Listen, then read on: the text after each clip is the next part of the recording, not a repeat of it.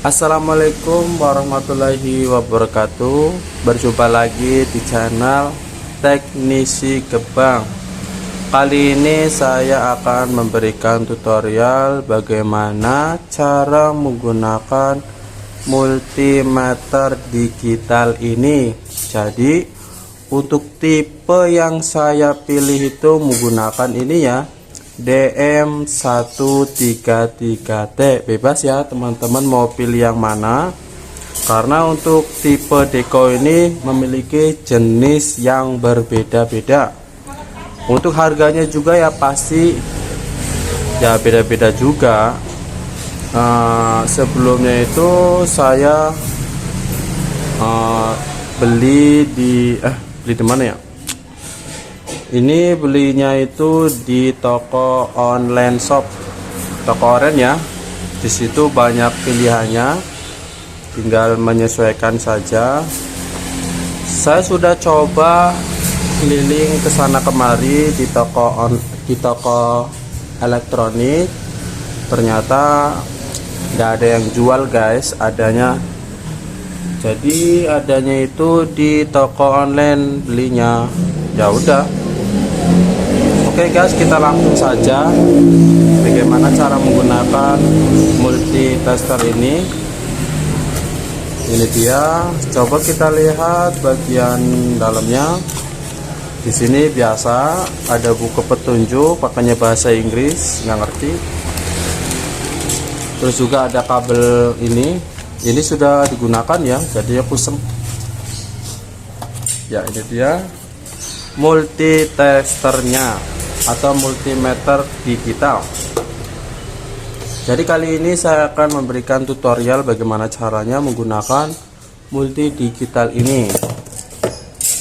Kenapa saya memilih tipe jenis Deco ya, karena saya suka aja sih kualitasnya. Karena saya suka, terus kualitasnya juga bagus, awet dan tahan lama ya. Karena sebelumnya itu saya juga beli ini ya, beli solder Deco, itulah kenapa jadi saya suka Deco. Jadi hal yang perlu dilakukan yaitu kita harus pasang terlebih dahulu. Ini dia. Untuk pemasangannya itu yang merah bagian ini, yang hitam bagian ini ya. Untuk dilihat dari bentuknya itu ya lumayan agak kecil ya, standar kalau segini sih. Bagus, ada pelindung karetnya, dijamin anti benturan ya. Terus juga di sini menggunakan baterai jam. Di sini ada 3 buah baterai itu ya. Jadi kita di sini akan mengenal apa sih ini fungsi-fungsi dari angka ataupun simbol ini. Oke, kita langsung saja bedah satu persatu. Saya sebagai teknisi handphone sangat dibutuhkan sekali ya untuk ketika perbaikan handphone. Jadi ini sangat membantu. Jadi kali ini saya ingin memberikan tutorial bagaimana caranya menggunakan multi digital ini. Jadi yang pertama yaitu di sini kan ada simbol apa ini? Simbol untuk tegangan arus DC ya. Ini untuk tegangan arus DC. Terus juga ini tegangan untuk arus AC. Mari kita cek terlebih dahulu. Yang biasa sering digunakan itu tegangan arus DC ya. Apa sih perbedaannya itu tegangan DC dengan arus DC? Yaitu perbedaannya itu terletak pada tegangannya juga sih. Kalau DC itu kan tegangannya rendah. Contohnya itu seperti di bagian baterai. Ini termasuk tegangan arus DC. Jadi untuk teman-teman bisa mengecek tegangan di sini itu ada berapa volt. Ya ini dia. Di sini menunjukkan tegangan 3,6 volt. Kenapa ada tanda minusnya? Karena ini bagian plus sama minusnya itu terbalik, kita dibalik kembali. Itu ya caranya tuh.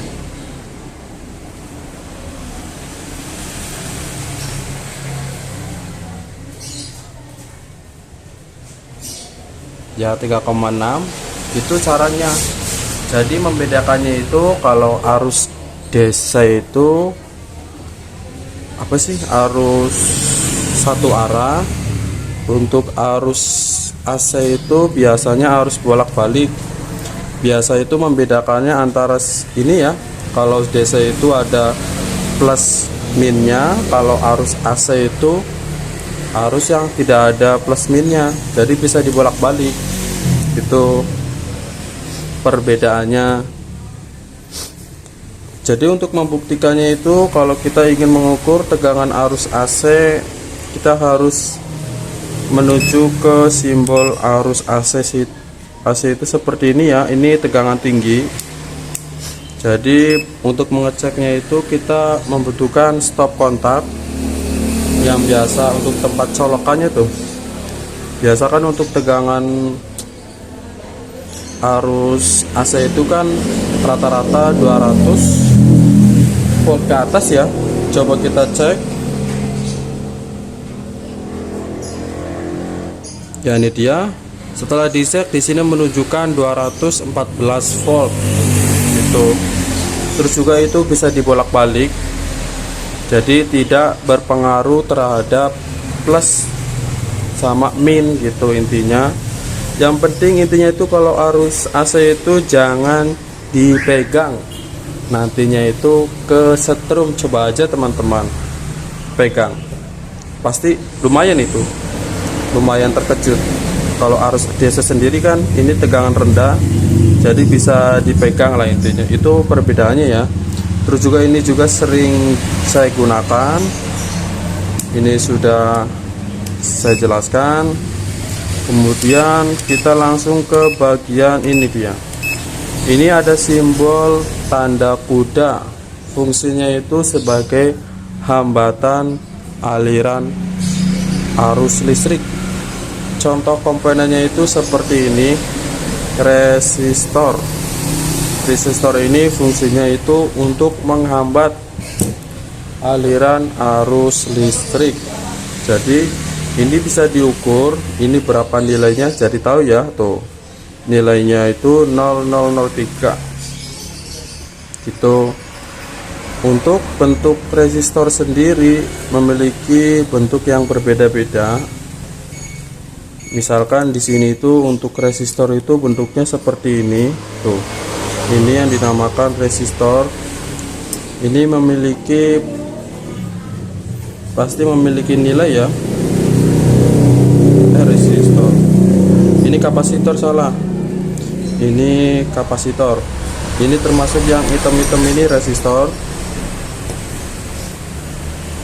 Terus juga itu bisa mengukur untuk pada komponen kapasitor juga. Kalau yang putih ini bisa kita ukur menggunakan alat ini biar tahu nilainya berapa. Ini kapasitor. Kalau ini kan tadi resistor. Kalau resistor itu kan di bagian hitam ya, ini yang dinamakan resistor. Contoh kapasitor itu di dunia elektronik seperti ini ya. Jadi setiap bentuk itu pasti berbeda-beda. Jadi untuk kapasitor sendiri itu berfungsi untuk menyimpan tegangan aliran listrik sementara itu guys. Jadi ini bisa mengukur apa aja ya, resistor, kapasitor, terus dioda dan lain sebagainya. Ini juga bisa mengukur jalur, apakah jalurnya itu putus atau tidak. Tuh, kalau jalurnya putus pasti, kalau jalurnya benar pastinya ini nilainya 0 ya. Tuh. Sesuaikan dengan fungsinya masing-masing aja. Kemudian yang sering saya gunakan itu dioda mode ya, ini dia. Fungsi dari dioda mode ini agar mengetahui jalur ini apakah ada yang short ataupun tidak. Contohnya seperti ini ya, kita tempelkan plusnya itu di bagian ground, kemudian seperti ini tuh. Jadi kalau seperti ini jalurnya itu masih aman ya tuh.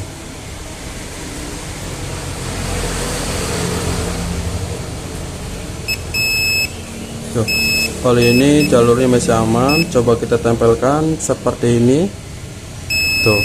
Ini untuk mengetahui apakah jalurnya benar atau tidak, terhubung atau tidak gitu. Terus ini kelebihannya juga ada indikatornya ya, suaranya tuh. Ketika jalur itu berfungsi dengan baik, dia akan muncul suara gitu. Sesuaikan dengan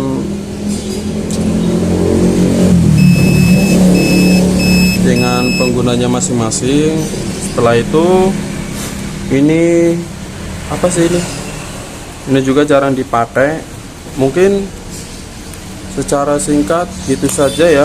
Yang sering saya gunakan itu hanya beberapa jenis saja, untuk tegangan DC, AC, dioda mode, dan pada bagian itu ya, ini dia resistor, itu yang sering saya gunakan. Oke guys, mungkin itu saja tutorial dari kami. Semoga tutorial ini bermanfaat buat teman-teman semua. Belum ya, bentar dulu. Terus ini juga ada kelebihannya. Ini di sini ada pada bagian center. Kalau kita tekan pada bagian center ini function. Bentar, ini bebas ke dioda mode aja deh. Tuh. Oh, ini harus kita tekan dulu pada bagian ini tuh. Ini itu buat lampu ya, biar ini cahayanya itu terang. Terus juga kalau bagian ini sebagai fungsi center tuh. Jadi kalau di bagian kegelapan tuh nanti bisa ada, biar kelihatan gitulah intinya. Ini juga bisa dimatiin, ini juga bisa dimatiin kembali. Itu juga sih kelebihannya. Kemudian ini juga bisa kita ukur menggunakan itu ya, apa sih namanya ya, nama komponen itu transistor, itulah intinya. Oke guys, mungkin itu saja tutorial dari kami. Semoga tutorial ini bermanfaat buat teman-teman semua. Terima kasih dan sampai jumpa.